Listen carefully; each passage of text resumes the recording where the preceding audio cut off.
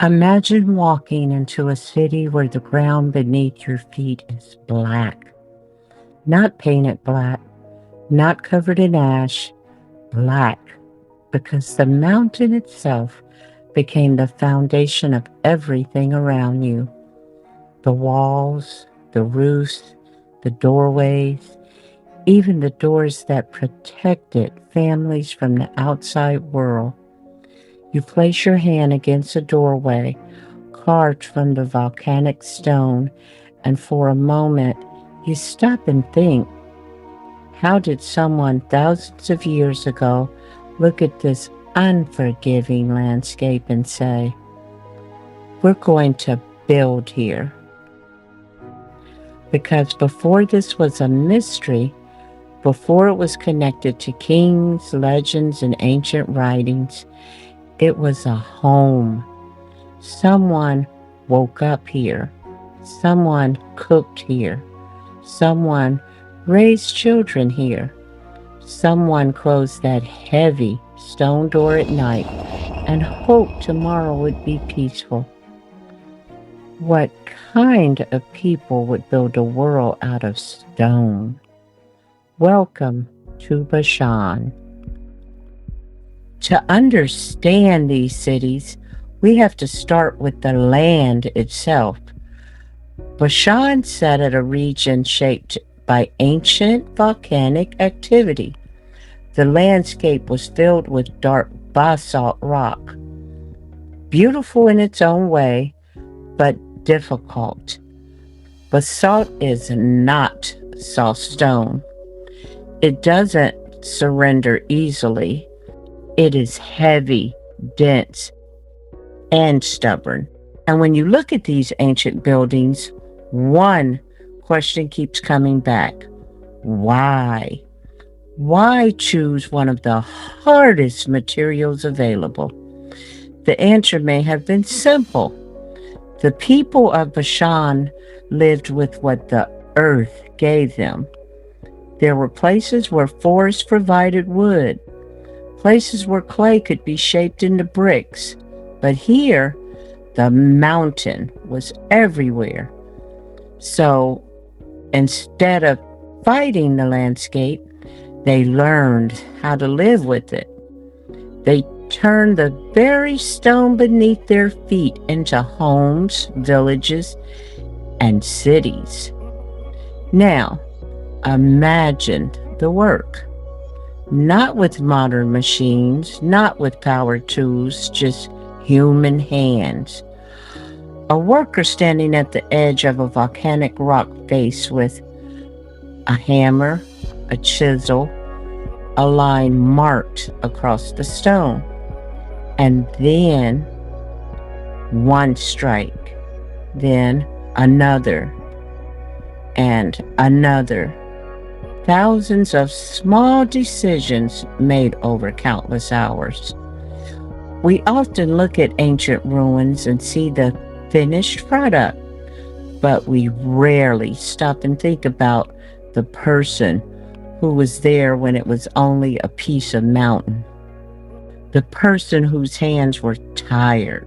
The person who came home covered in stone dust.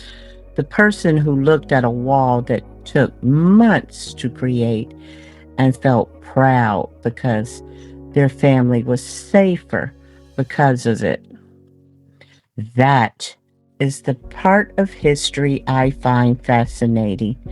Not just what they built, but who they were while they were building it.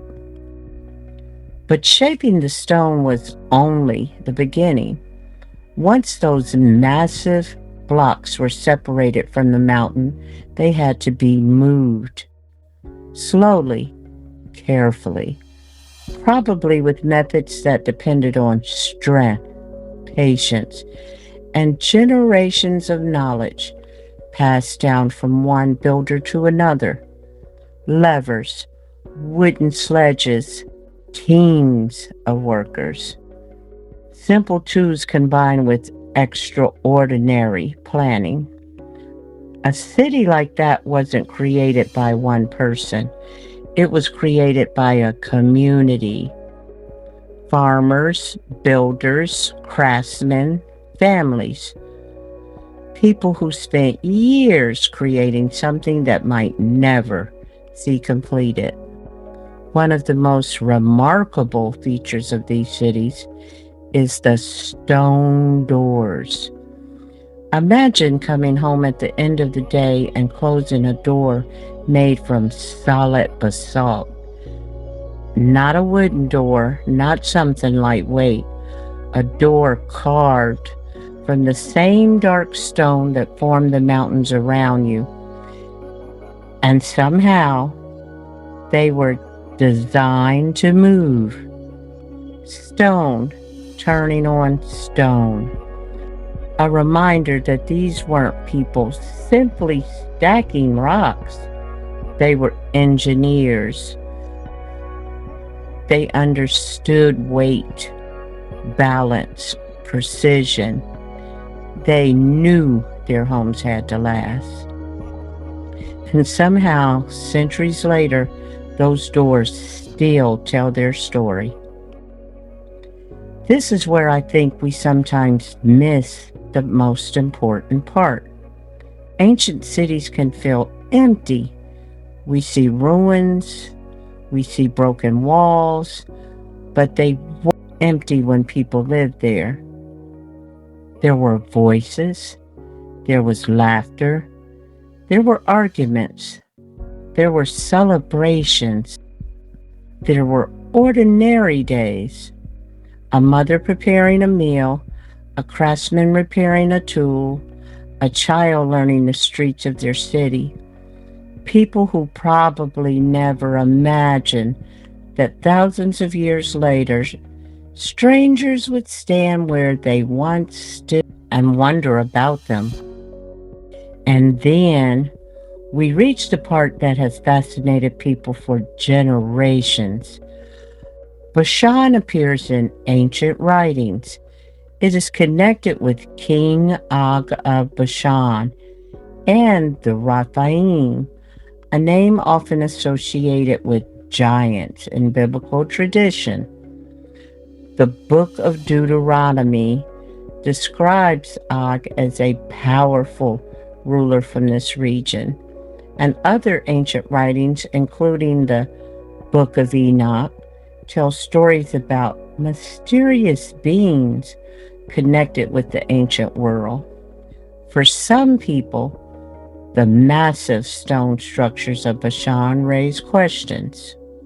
Were these simply remarkable achievements of ancient builders, or do we connect to older stories passed down through generations? Archaeology can show us the stories. Ancient texts can show us the stories. But the space between those two, that is where the mystery lives. Because maybe the greatest mystery of Bashan isn't only how these cities were built, maybe it's why. Why did people choose to spend generations creating something so permanent? They carved their lives into the mountain. They built walls that outlasted kingdoms. They created homes that would remain after their names disappeared.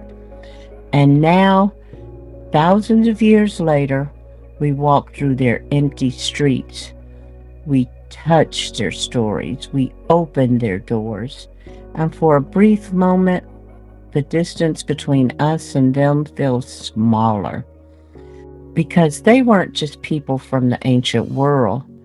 They were people who wanted security, people who wanted a home, people who wanted their children to have a future.